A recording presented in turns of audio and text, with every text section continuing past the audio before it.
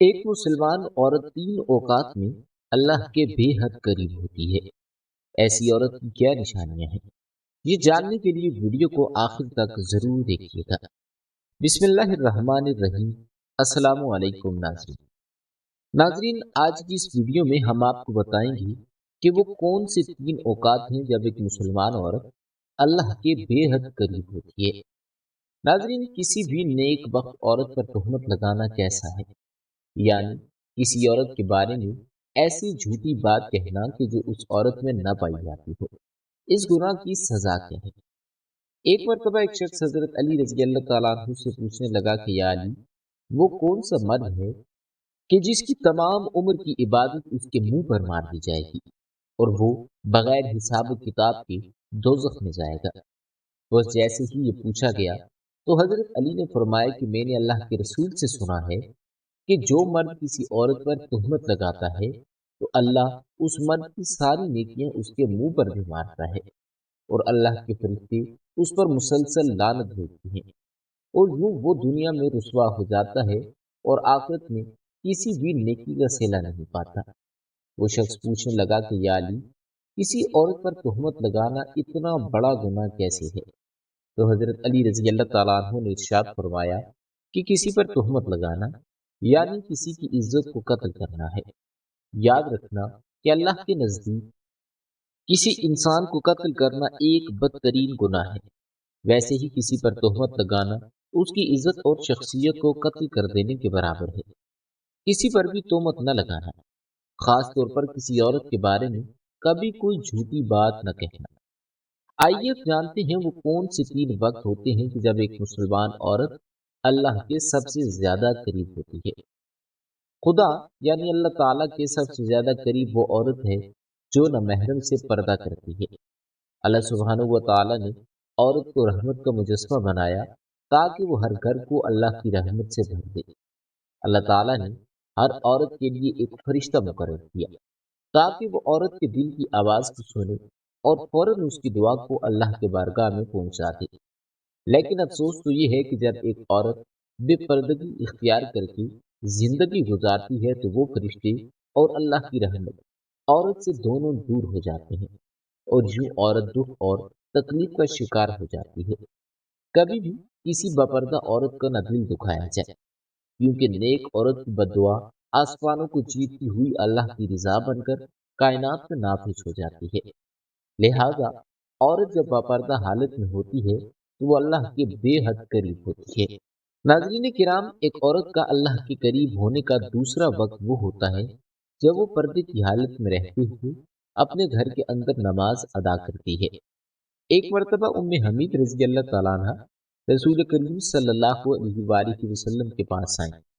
کہتی ہیں کہ یا رسول اللہ صلی اللہ علیہ وآلہ وسلم، میرا جی چاہتا ہے کہ میں آپ کے ساتھ نماز پڑھوں۔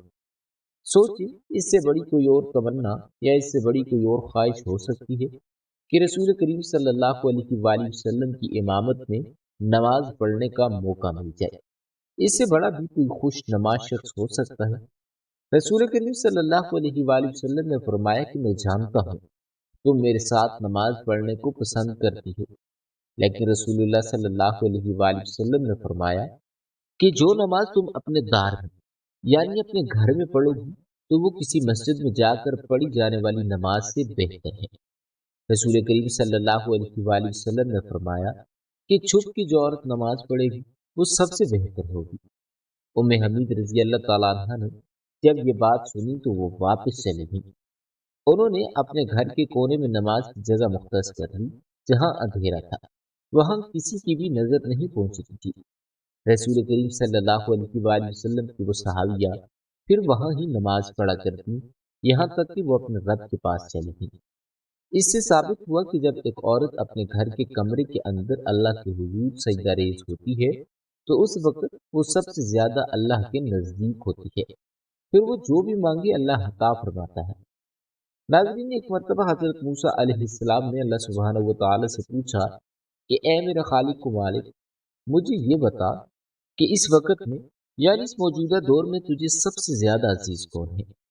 اللہ تبارک و تعالی نے جواب دیا کہ اے موسیٰ، اگر دیکھنا چاہتے ہو کہ مجھے عزیز کون ہے تو جاؤ केनान के एक गांव में वहाँ एक औरत रहती है। उसका नाम दयाल है। वो इस वक्त मुझे सबसे ज्यादा अजीज है। मूसा अलैहिस्सलाम के दिल में ये बात पैदा हुई कि मैं भी उस अल्लाह की अजीज बंदी की जियारत करूं, आखिर देखूं कि वो है कौन, ऐसी कौन सा वो अमल करती है कि जिसकी वजह से वो अल्लाह को अजीज है। मूसा अलैहिस्सलाम चलते रहे। उस गांव पहुंचे तो क्या देखते हैं कि एक टूटा हुआ घर है। उस टूटे हुए घर में एक औरत रहती है जिसके न हाथ हैं, न पाँव हैं, ना ही आंखें हैं और न ही कान, सिर्फ एक जबान है जो अल्लाह सुब्हानहू व तआला का शुक्र अदा कर रही है। मूसा अलैहिस्सलाम ने देखा और दिल ही दिल में कहा कि ऐ मेरे पाक परवरदिगार, तूने इस औरत को किसी नेमत से नहीं नवाजा, फिर भी ये तेरा शुक्र अदा कर रही है। बस मूसा अलैहिस्सलाम का ये सोचना था कि वो औरत कहने लगी कि ऐ मूसा, तू अल्लाह का नबी होगा, लेकिन मेरे अल्लाह के लिए ये ना कहो, अल्लाह ने मुझे कुछ नहीं दिया। अल्लाह मुझे जो कुछ दिया है मैं तो उसी का शुक्र अदा नहीं कर सकती। तो हजरत मूसा अलैहिस्सलाम ने पूछा, वो कैसे? तो औरत कहने लगी कि ऐ मूसा, अगर अल्लाह मुझे दम देता और मैं इन कदमों से चलकर बाहर जाती तो यकीनन गुनाह करती, लेकिन अल्लाह मुझे अजीज रखता है, इसलिए ऐसे तमाम गुनाहों से बचा लिया। अगर मुझे हाथ देता तो शायद कि मैं अल्लाह की मखलूक पर जुल्म करती, तो अल्लाह ताला ने मुझे इन गुनाहों से भी बचा लिया। अगर आंखें देता तो शायद कि मैं नामहरमों को देखती, तो अल्लाह ताला ने मुझे इन गुनाहों से भी बचा लिया। अगर अल्लाह मुझे कान देता तो शायद मैं गाना बजाना सुनती, गीबत सुनती। लिहाजा अल्लाह सुब्हानहू व तआला ने मुझे इन गुनाहों से भी बचा लिया।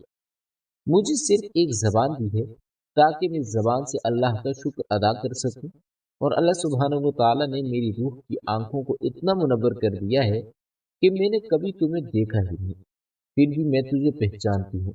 तो बताओ कि मैं उस करीम और रहीम अल्लाह का शुक्र अदा क्यों न करूँ।